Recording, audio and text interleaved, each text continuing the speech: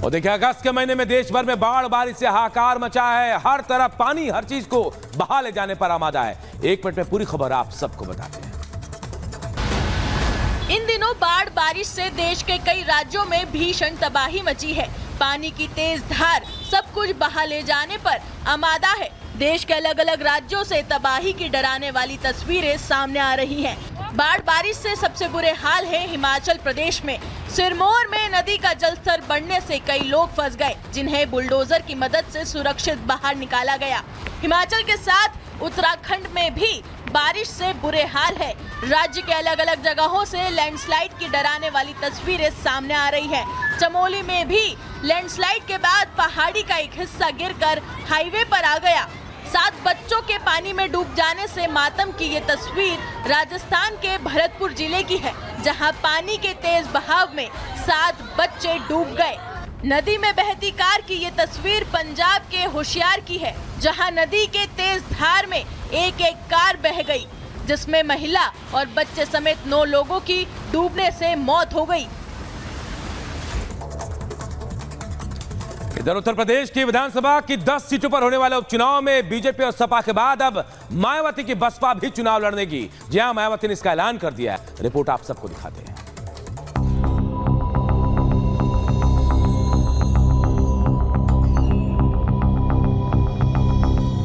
उत्तर प्रदेश में विधानसभा की 10 सीटों पर उपचुनाव होने हैं। इस उपचुनाव में बीजेपी और सपा के बीच कांटे की टक्कर मानी जा रही थी, लेकिन बसपा सुप्रीमो मायावती ने उपचुनाव में उतरने का फैसला ले लिया है। मायावती ने ऐलान कर दिया कि वो सभी 10 सीटों पर अपने प्रत्याशी उतारेंगी। उपचुनाव में मायावती की एंट्री से चुनावी रण रोमांचक बन गया है। पिछड़ों के वोट बैंक पर मायावती की खासी पकड़ है। ऐसे में माना जा रहा है कि मायावती 10 विधानसभा सीटों पर सबसे ज्यादा अखिलेश की पीडीएफ फॉर्मूले पर चोट करने वाली हैं। बसपा सुप्रीमो मायावती ने सभी सीटों पर उम्मीदवार उतारने के साथ ही मजबूती से चुनाव लड़ने की बात कही। बसपा कार्यालय में पूर्व मुख्यमंत्री मायावती ने सभी वरिष्ठ पदाधिकारियों, जिला अध्यक्षों समेत अन्य पदाधिकारियों के साथ महत्वपूर्ण बैठक की, जिसमें बसपा सुप्रीमो ने यूपी की 10 विधानसभा सीटों पर होने वाले उपचुनाव में पार्टी के बेहतर रिजल्ट को लेकर जमीनी तैयारियों की समीक्षा की। तैयारी करके 10 की 10 सीटों को जीतना, बस ऐलान जब होगा तो आप लोग मालूम हो जाएगा। अभी नाम ऐलान मैंने बोल दिया कि परिवार दल अलायंस उनका है। पीडीए के लिए कहाँ वो काम करते? अगर पीडीए के लिए काम करते तो आज जो है उनके कांग्रेस के और समाजवादी के नेताओं के मुंह बंद हो गए हैं। खाली अकेली मान्य बहन जी हैं जो SC/ST का आरक्षण के लड़ रहे हैं। ये लोग कहाँ संविधान दिखाने वाले लोग? पिछले कुछ सालों में उत्तर प्रदेश में बसपा की राजनीतिक जमीन कमजोर पड़ी है।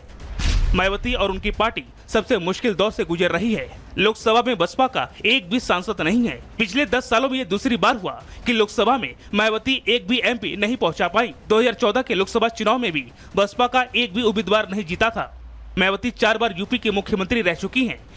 यूपी में 2007 में बहुमत की सरकार बना चुकी है, लेकिन अब विधानसभा में BSP का सिर्फ एक विधायक है। ऐसे में उपचुनाव में प्रत्याशी उतारना मायावती की जरूरत और मजबूरी दोनों बन गई है। मायावती को किसी जमाने में दलितों का मुखिया माना जाता था, लेकिन अब वो दलित भारतीय समाज पार्टी अपना दल और निषाद पार्टी में बढ़ गया है। लोकसभा चुनाव में यूपी में बसपा का वोट शेयर घटकर 9.38% रह गया। मुस्लिम वोट बैंक भी अब मायावती के साथ नहीं रहा। 2024 में लोकसभा चुनाव में बसपा को 44% जाटा वोट और 15% गैर जाटा वोट मिला। सूत्रों की माने तो बसपा ने 3 सीटों पर अपने उम्मीदवार भी तय करने के संकेत भी दे दिए हैं। फूलपुर विधानसभा सीट से शिव बरहन पासी को टिकट मिल सकता है। मिर्जापुर की मंझवा विधानसभा सीट से दीपू तिवारी के नाम पर मुहर लग सकती है। वहीं अंबेडकर नगर की कटहरी से पवन पांडे के बेटे प्रतीक पांडे को उम्मीदवार बनाए जाने की चर्चा है।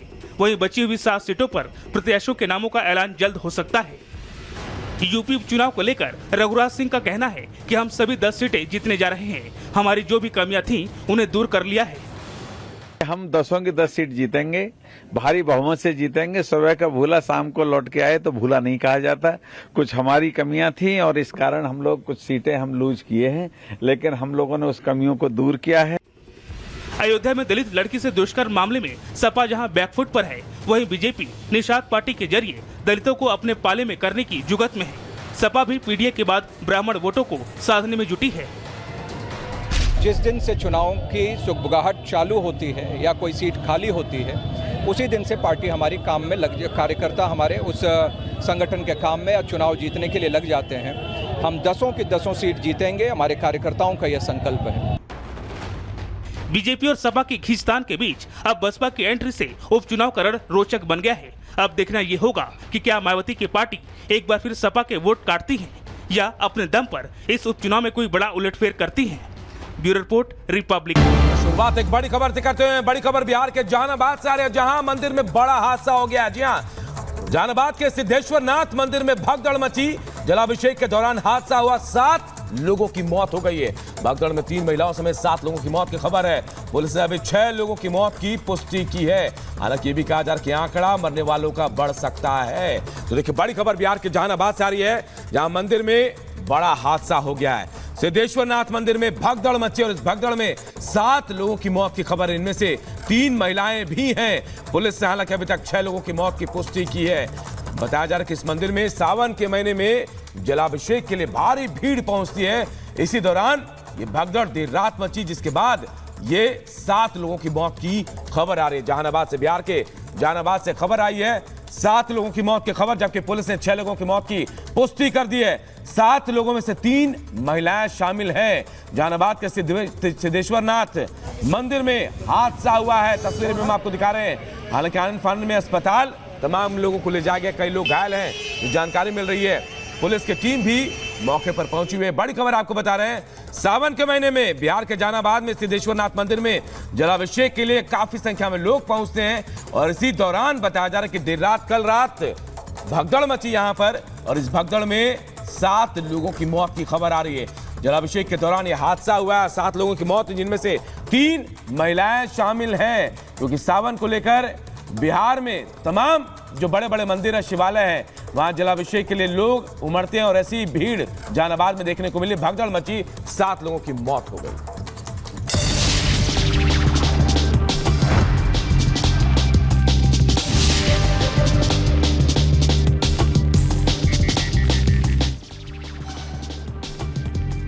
कोलकाता रेप केस के विरोध में देश भर के डॉक्टरों की हड़ताल। दिल्ली के अस्पतालों में आज रेजिडेंट डॉक्टर्स ने हड़ताल का ऐलान किया। ओपीडी समेत कई सेवाएं बाधित रहेंगी। पश्चिम बंगाल के मुर्शिदाबाद में डॉक्टर्स ने किया ड्यूटी का बहिष्कार। मुर्शिदाबाद में मेडिकल कॉलेज के डॉक्टरों ने लेडी डॉक्टर के साथ रेप और मर्डर मामले की सीबीआई जांच की मांग की। कोलकाता में ट्रेनी डॉक्टर की हत्या मामले में बड़ा एक्शन। अस्पताल अधीक्षक किए गए निलंबित। हड़ताल पर रेजिडेंट डॉक्टर्स। इंसाफ की मांग को लेकर कोलकाता से दिल्ली तक विरोध प्रदर्शन। तख्ता पलट के बाद पहली बार बोली बांग्लादेश की पूर्व पीएम शेख हसीना। अमेरिका और ब्रिटेन को बताया जिम्मेदार, कहा सेंट मार्टिन द्वीप पर कब्जा चाहता है अमेरिका, मुझे हटाने के लिए साजिश रची गई। बांग्लादेश में हिंदुओं के खिलाफ अत्याचार जारी। बांग्लादेश की सेना भी हिंदुओं को बना रही है निशाना। विरोध में बांग्लादेश से लेकर दुनिया भर में प्रदर्शन। वॉशिंगटन, कनाडा, ऑस्ट्रेलिया में भी गुस्सा। बांग्लादेश के हालात को लेकर भारत सरकार अलर्ट। बॉर्डर पर बढ़ाई गई सुरक्षा। बीएसएफ एडीजी के नेतृत्व में गठित निगरानी कमेटी कर रही है निगरानी। उत्तराखंड में बांग्लादेशी नागरिक गिरफ्तार। घुसपैठ की कोशिश के दौरान गिरफ्तार किया गया। बांग्लादेशी के पास नहीं था वैध दस्तावेज। रुड़की से पुलिस ने गिरफ्तार किया है। शाहजहांपुर में हिंदू संगठनों ने सलमान खुर्शीद का पुतला फूका। बांग्लादेश में हिंदुओं पर हो रहे अत्याचार पर दिए बयान के खिलाफ प्रदर्शन। भारत सरकार से कड़ा फैसला लेने की मांग उठाई गई। बांग्लादेश में हिंदू अत्याचार के विरोध में कैंडल मार्च। जौनपुर में छात्रों ने कैंडल मार्च निकालकर विरोध जताया।